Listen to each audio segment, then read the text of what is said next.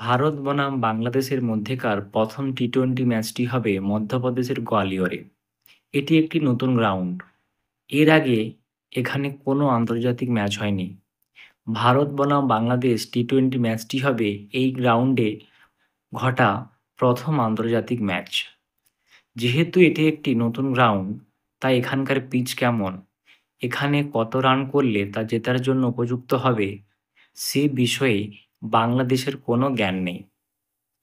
তো এই মাঠটিতে কত রান করলে তা জেতার জন্য উপযুক্ত? এখানে গ্রাউন্ডসম্যান বা যারা এখানে পিচ তৈরির কাজে ব্যস্ত আছেন, তারা একটা ইন্টারভিউতে বলেছেন, এই মাঠটি টি-টোয়েন্টির জন্য একদম উপযুক্ত।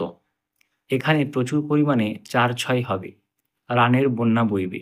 সেক্ষেত্রে তারা বলেছেন, যদি কোনো দল এই মাঠটিতে ২০০+ রান না করতে পারে, তবে তার জন্য কিন্তু জেতা খুব মুশকিল। তবে এই নতুন মাঠটিতে, এই গোয়ালিয়রের মাঠটিতে বেশ কয়েকটি টি-টোয়েন্টি ম্যাচ হয়েছে, যেটি অবশ্য ঘরোয়া লিগ। মধ্যপ্রদেশের ঘরোয়া লিগে এখানে মোট ১২টি ম্যাচ হয়েছে এবং ইনিংস হয়েছে ২৪টি। এই ২৪টি ইনিংসে মোট রান হয়েছে ৩,৮৫৬। এভারেজ করলে দাঁড়ায় ১৬০ পয়েন্ট সামথিং। এই ২৪টা ইনিংসের মধ্যে এখানে শতরান হয়েছে ৩টি এবং অর্ধশতরান হয়েছে ১৭টি। মোট ছয়ের সংখ্যা ২০৭টি। তাহলে বোঝাই যাচ্ছে এই মাঠটিতে কিন্তু প্রচুর পরিমাণে রান হবে।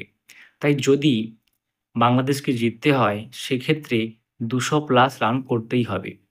বাংলাদেশের যে সমস্ত প্লেয়াররা রয়েছেন, তার মধ্যে আমার মনে হয় সবচেয়ে বড় ইমপ্যাক্ট ফেলতে পারেন হৃদয়।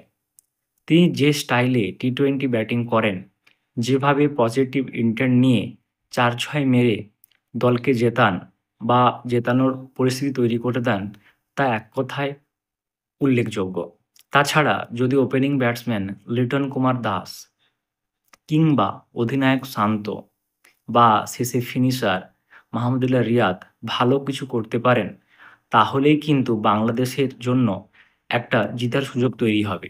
তাছাড়া ভারত যে ধরনের টিম, তাদের ঘরের মাঠে খেলছে তারা, টি-টোয়েন্টি বিশ্বকাপ চ্যাম্পিয়ন। সেক্ষেত্রে কিন্তু বাংলাদেশ যদি তাদের বেস্ট পারফরম্যান্সটা না দিতে পারে, তবে তাদের জন্য জিতা এতটাও সহজ হবে না।